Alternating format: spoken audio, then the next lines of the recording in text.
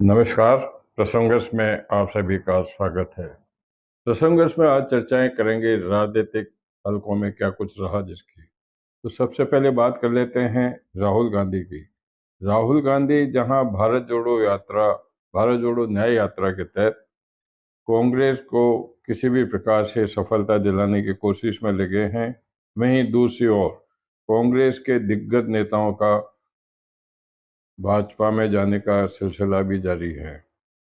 कई दिग्गज नेताओं के यूपी, महाराष्ट्र, राजस्थान से भाजपा में चले जाने के बाद में आज कांग्रेस को उस समय एक और बड़ा झटका लगा जब बसवराज पाटिल ने कांग्रेस से इस्तीफा दे दिया।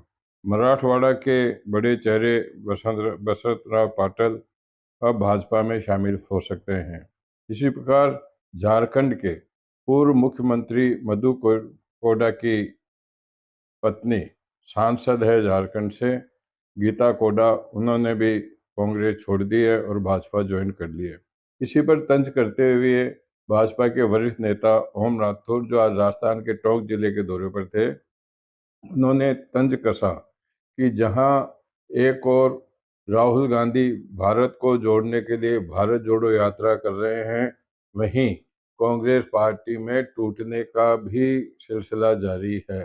कुल मिलाकर के राजनीतिक हलकों में अब कांग्रेस के गठबंधन को लेकर के कई तरह की चर्चाएं हैं, लेकिन निडर होकर राहुल गांधी अपनी यात्रा में जुड़े हुए हैं। इसके बीच में यह भी चर्चा रही कि जब कल राहुल गांधी धौलपुर होते हुए मध्य प्रदेश की तरफ जा रहे थे तो राजस्थान में क्यों नहीं आए। तो ये सबसे बड़ी बात ये रही। बात कर लेते हैं प्रधानमंत्री नरेंद्र मोदी की।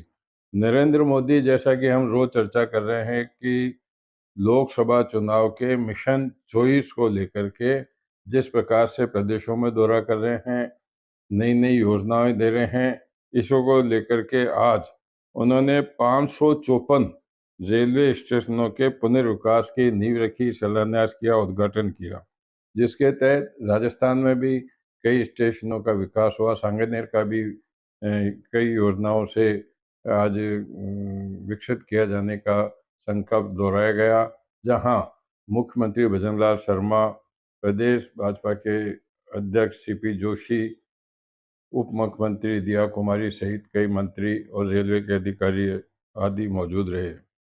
हालांकि वर्चुअल तौर पर ये उद्घाटन और शिलान्यास का कार्यक्रम हुआ, लेकिन पूरे देश में कई जगह इस तरह की विकास कार्यों की झलक देखने को मिली। विकसित भारत मोदी की गारंटी रेल यात्रा को नड्डा ने भी हरी झंडी दिखा करके और कहा कि कांग्रेस ने जो अग्निपथ का फिर से मुद्दा उठाया है, उन्होंने इसे देश के विपरीत बताया।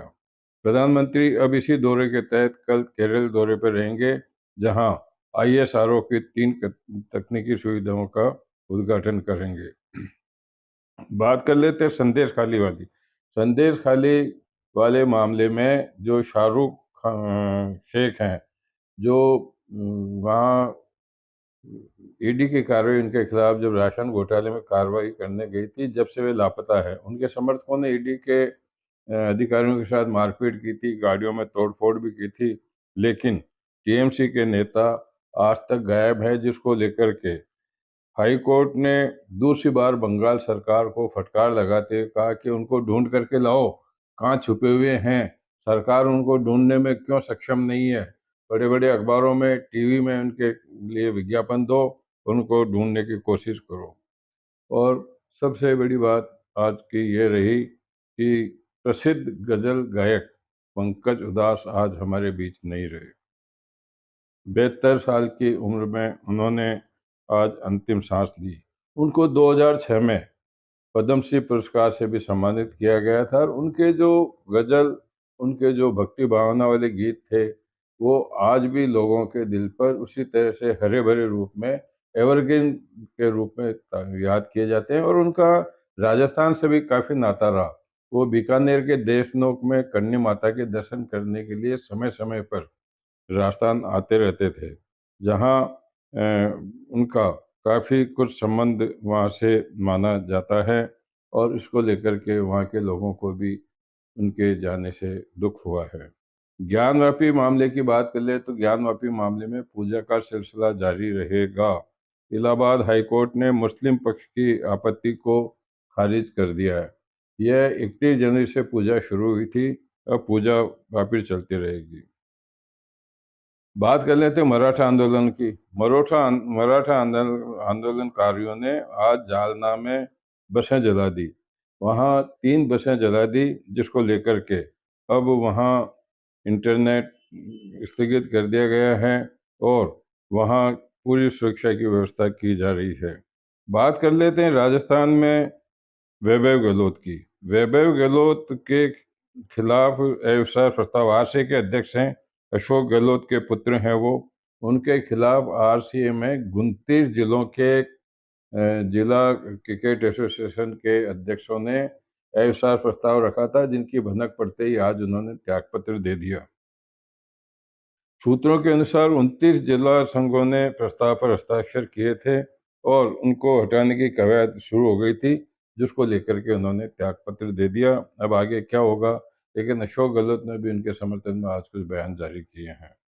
बात कर लेते हैं मनी लॉन्ड्रिंग में बंद आम आदमी पार्टी के राज्यसभा सदस्य संजय सिंह की। तो सुप्रीम कोर्ट ने दिल्ली शराब घोटाले के मनी लॉन्ड्रिंग मामले में जेल में बंद आम आदमी पार्टी के राज्यसभा सदस्य संजय सिंह की जमानत याचिका पर आज ईडी को एक नोटिस भेजा है।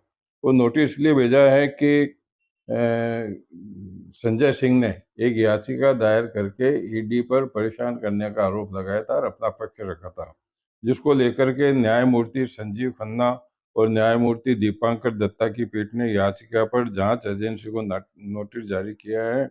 और उस आदेश जिसमें संजय सिंह ने दिल्ली उच्च न्यायालय के आदेश को चुनौती दी थी, उसमें अब सुनवाई के लिए उनसे मना कर दिया था ईडी ने कि उनको जमानत नहीं दी जाए, जिसको लेकर के चुनौती पे अब उनसे जवाब मांगा है।